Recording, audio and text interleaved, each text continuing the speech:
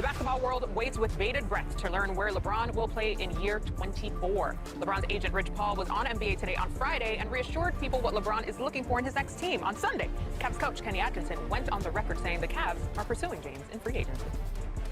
This is an exciting time for us, right? Like we're in the mix for the greatest player of all time. That guy. My personal opinion. So it's exciting, right? Like, man, we're I think you're nervous, but we understand how it is. He's obviously has earned that right to take his time.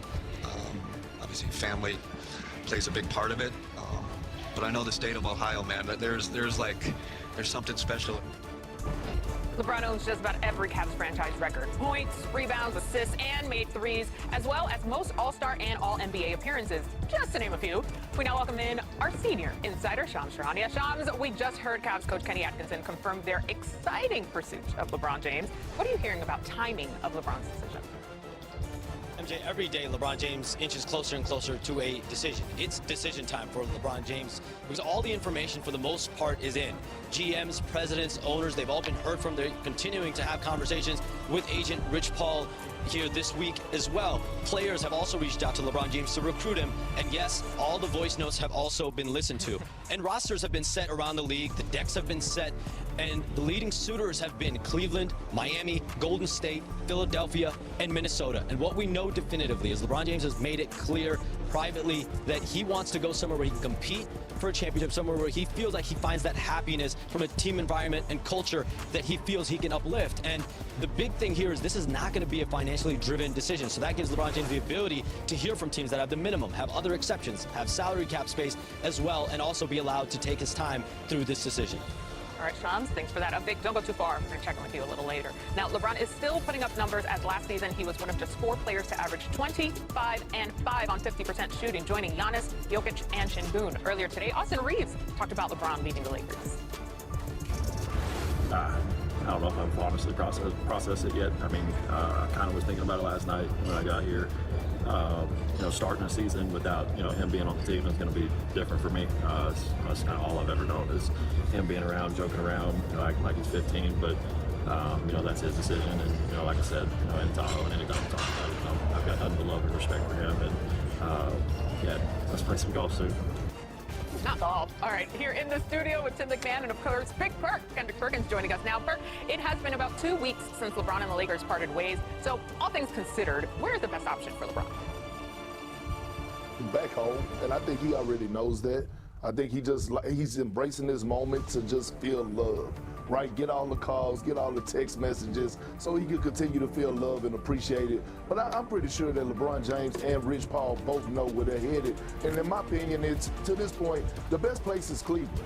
I mean, they have all their pieces still intact. When you think about this team, yes, they fell short. Yes, there was a disappointment in the conference finals the way that they went out. But you add LeBron to that roster, he's going to impact Donovan Mitchell. He can impact James Harden. He definitely can impact Kenny Atkinson. And by the way, if they do want to seal the deal and getting LeBron to Cleveland, can we please pause with Kenny Atkinson doing any interviews? Don't want to scare him off. Don't want to scare him off by saying the wrong thing. So pause with Kenny Atkinson, and I'm pretty sure LeBron wants to head back to the crib. Perk said be cool. All right. Tim, what do you want the outcome to be for LeBron? Listen, I want the storyline of him going home again. It started in Cleveland for him. It's only right that it ends in Cleveland. It would be weird to see him put on a uniform that he's never put on before to end his career. But this is the storybook ending. And I do think storyline matters. He's had a film crew following him around. That's going to continue this year. There will be a documentary. The storyline matters. Now, just like if I'm playing NBA 2K, what do I want to see? I'd like to see him in a Denver Nuggets uniform playing with Nikola Jokic. I think that would be fascinating to kind of turbo boost another contender in the Western Conference. But as much as it pains me to agree with Perk, coming home for the 3rd time, finishing it where it started, that's what makes the most sense if I had a vote, which clearly I do not. Who does at this point? Wait, Perk, I heard you react there a little bit to the Denver possibility there. Yeah, I'm not mad at I wouldn't be mad at that. I mean, LeBron and Jokic, definitely puts them back in the thick of things, if they could get him with OKC and the Spurs. But again, to me, it's just the writing's on the wall that he's probably going to be heading back to Cleveland. I don't see it working with Miami, but I would love to see or hear some more conversations from Philadelphia to see what type of pitch are they actually making to try to draw him to the 76ers. I know you just breezed by it, but you know your audience because you said Miami, and we will leave it at that. But wait, Philly. Philly is intriguing. How many basketballs are they going to play with? Stop it. I'm just asking. Embiid's got to touch it. He's got to get it down in the low post. Jayden Brown clearly wants it. Tyrese Maxey's their best player. Like, how many basketballs are you going to have on the floor at one time? I mean, we saw him sort of sit back a little bit this year and dish it out a bit more, take a secondary role. LeBron is capable. He's capable of playing any role if he's choosing. What's he choosing? Yeah. We shall see. Maybe he loves to keep us in anticipation. I get it. It gives us more stuff for the rundown. Okay, from the king to the alien, Spurs big man Victor Wembanyama has agreed to a 5-year, $252 million maximum rookie scale contract extension. So here's the math. Wemby decided on the 25% maximum instead of the 30% supermax escalators to $303 million. After he and the Spurs, of course, went through multiple frameworks. The deal could potentially save the Spurs roughly $50 million over the next 5 years. So, NBA PA Executive Director David Kelly spoke on the NBA salary cap in relation to Wemby's deal, saying, "We think the players should make decisions for themselves and we should not be pocket watching. The system should not require a player to carry all of that burden. We should not put a player in the position to carry the burden of keeping a team together." So, Wemby's new contract has the NBA buzzing, of course, and it could have huge ramifications around the league. Big perk. Do you love or hate Wemby giving the Spurs a hometown discount, if you will? Well, Tim, MJ, the word of the day is J-O-B, job. Because although basketball is entertainment to us and we love to watch it, it is a job to the rest of the players. And in no other workspace are people asked to take a pay cut. Like Stephen A. signed his contract here at ESPN. They didn't go in and say, hey, you want to leave some room for Kendrick Perkins to make some money?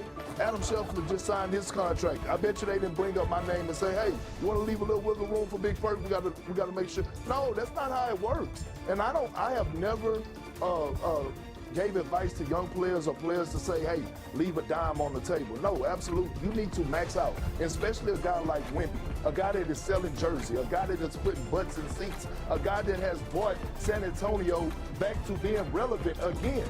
And so when you think about what he is doing and has done already for this franchise, I think it is a bad decision. I think because when you look forward, now all of a sudden you're setting an example in that locker room. And, you know, Tim, you may be able to harp on this a little bit more, but when Dylan Harper, Stephon Castle decide to come up, when it's time for them to come up for their contract, you know, are you saying you want them to take a pay cut as well?